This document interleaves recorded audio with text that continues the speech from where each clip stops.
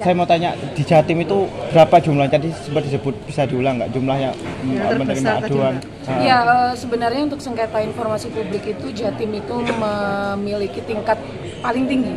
Jadi Jatim itu menyelesaikan sengketa itu hingga ratusan, gitu kan. Kami yang belum kami proses itu,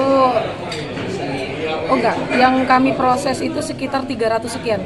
Mohon maaf saya tidak menyebutkan rincinya karena takut salah ya.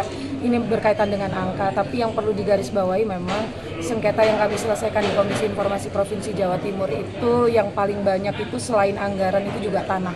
Jadi kasus-kasus tanah itu banyak kami terima untuk penyelesaian sengketanya. Berapa persen Mbak anggaran itu sengketanya dari total aduan yang masuk? Anggaran itu top skor ya untuk sengketa yang masuk. Jadi yang tertinggi itu memang anggaran, yang kedua itu tanah. Gitu. 50%-an ada? Ya, ada mendominasi. Kenapa? Jadi banyak sekali. Saya nggak tahu ini imbas dari sertifikasi gratis yang dicanangkan oleh pemerintah atau tidak. Tapi ada beberapa sengketa yang masuk itu terkait dengan desa ya, di mana desa itu masih harusnya menyimpan letter C. Terus ada beberapa yang memang belum letter C, masih ada di Kerawangan atau ini, dan belakangan ini muncul juga sengketa terkait sertifikat Eigendon.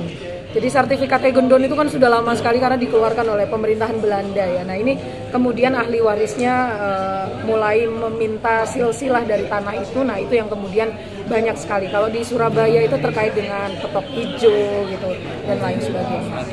Ya surat hijau kayak gitu. Jadi surat-surat yang dipermasalahkan, beberapa lagi terkait dengan penyelesaian sengketa secara pidana dan perdata gitu, sehingga pemohon itu meminta informasi ke desa tapi sulit gitu, akhirnya disengketakan ke kami. Dari sekian sengketa yang ada di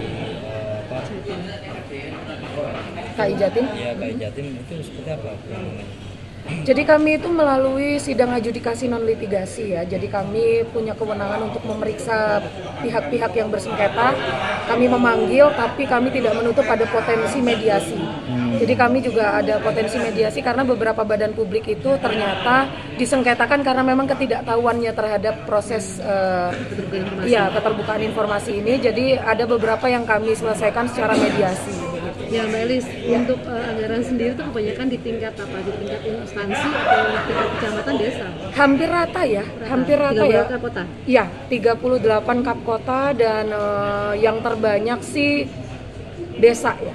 Desa itu kan karena kita tahu ya, semua instansi pemerintah sedang mengalami pengurangan anggaran, tapi desa yang justru dapat tambahan dan kabarnya tahun depan ini juga anggarannya akan ditambah lagi. Belum lagi BUMDes yang kemudian digalakkan banyak sekali.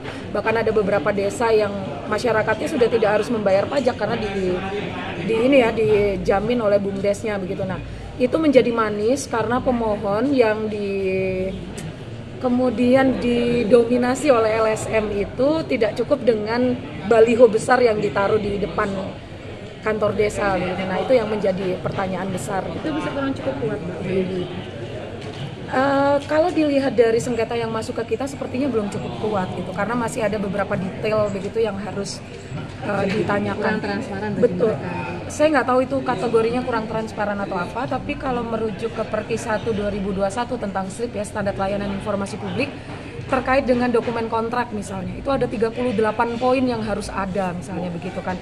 Kan ada pembangunan begitu, tidak hanya kemudian ditanyakan KAK-nya saja, tapi sampai final handover itu ditanyakan.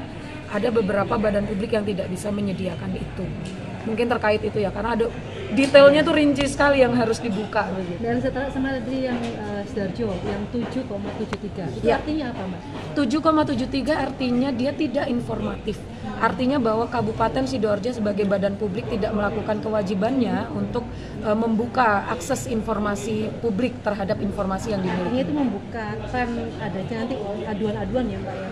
Harusnya berpotensi bukan aduan ya. Kalau aduan itu afiliasinya ke pelayanan publik, tapi kami ke pelayanan informasi publik. Bukan artinya, tapi memang sudah bisa dipastikan Sidoarjo belum terbuka karena kategorinya tidak terbuka begitu kan. Tapi kalau undang-undang itu bisa